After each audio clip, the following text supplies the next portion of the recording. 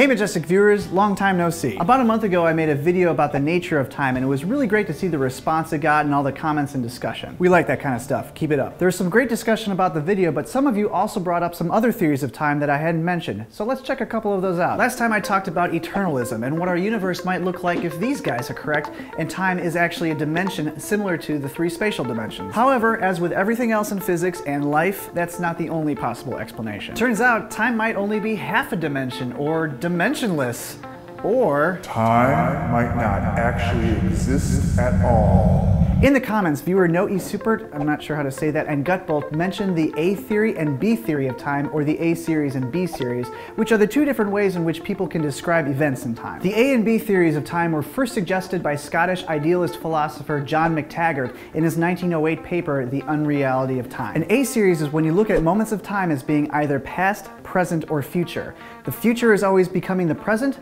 and the present is always moving into the past. Then there's the B theory of time, which describes moments in time as occurring either before or after each other. Past, present, and future are thrown out the window, and all points in time can be expressed equally as points along a timeline. For example, yesterday, today, tomorrow, that's an A series. Monday, Tuesday, Wednesday, that's a B series. Pretty much any theory about time can be placed in one of these two categories. Eternalism, which is what I talked about in the last video, is a good example of a B theory of time. The difference between the A theory and B theory is all about perspective. When you think about time as being part of a four-dimensional block universe, you kind of have to step outside of your human shell and imagine time from a broader perspective. The A theory of time, however, is all about the human perspective. We experience the past through our memories, we're aware of the present through our senses, and the future is pretty much unknowable. The distinction between past, present, and future is obvious and totally intuitive to us. In an A theory of time, we're not so much flowing through time as time is flowing through us. But which one is true, A or B? Is one more fundamental and real than the other, or are they both true and the difference only a matter of perspective? We already talked about B theory a bunch in the last video, so let's take a look at an A theory of time. One example is something that viewers Ronnie and Strange Charm commented about. They said essentially that time isn't a dimension like space,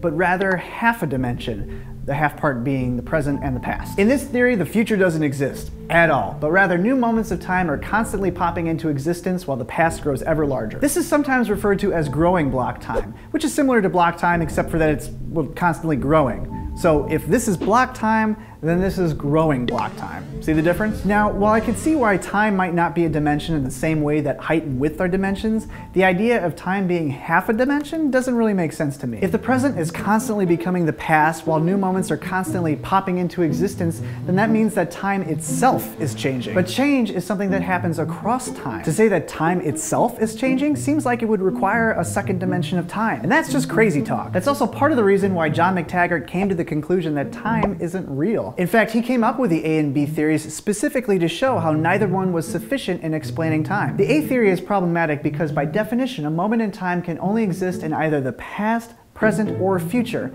And yet the future is always becoming the past, and that's a direct contradiction of the rule. Different observers at different points in time will never agree on what's future and what's past. So, for example, from Sir Isaac Newton's perspective, we would be living in the future, whereas from our perspective, he's living in the past. But a moment in time can't be both past and future, so who's right? Now, we could say that in 1714, Newton's timeline was correct, whereas in 2014, our timeline is correct, but that's basically using a B series of time to justify an A series of time. So why use an A series at all if it's not sufficient enough to explain what's going on? McTaggart also wasn't a huge fan of the B theory of time because in this theory, there's no change at all, which he felt was a fundamental aspect of our universe. So where does that leave us? What if time isn't real? What are we left with? I mean, something has to be real, right?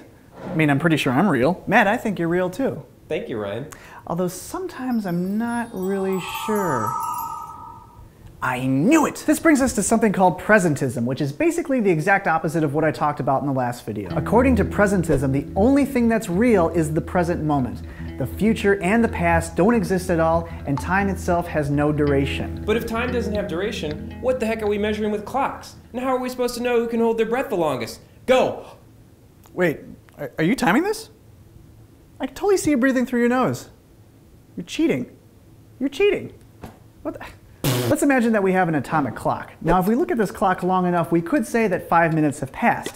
But we could also just as accurately say that the minute hand has moved 5 notches, or that the cesium atom inside the clock has pulsed 2.76 trillion times. When you get down to it, any measurement of time that we make is ultimately just a number that represents a sequence of changes. And this is totally true. Whether or not it's a result of our limited understanding of time or time not existing is up for debate. The cool thing though is that it doesn't really matter if presentism is true or eternalism is true. It doesn't really affect our lives either way, as far as we can tell at least, and the laws of physics and math equations still hold up. Although I guess with presentism you have to throw out the possibility of time travel, which kinda sucks. Jean-Claude would never have been able to save Ferris Bueller's girlfriend, and Doc Brown probably would have joined up with the Libyans after he realized that the flux capacitor was useless. You're gonna see some serious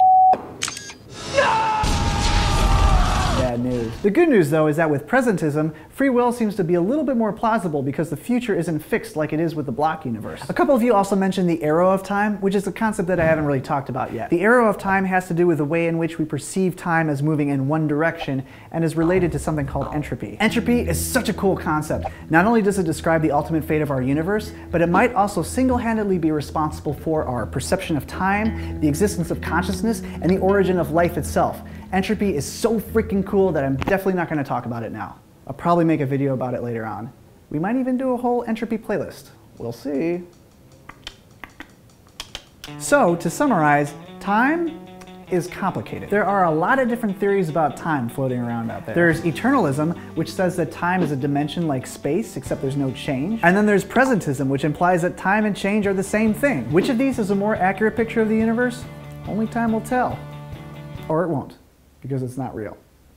But wait, if time isn't real, then the future can't be real, so who am I making this video for? But if you're watching this video now, then that must mean that I made this video in the past. But it can't exist because the past doesn't exist. But if the past doesn't exist, then how can any of this exist? And if nothing exists, then how am I even here? And if I'm not even here, then what?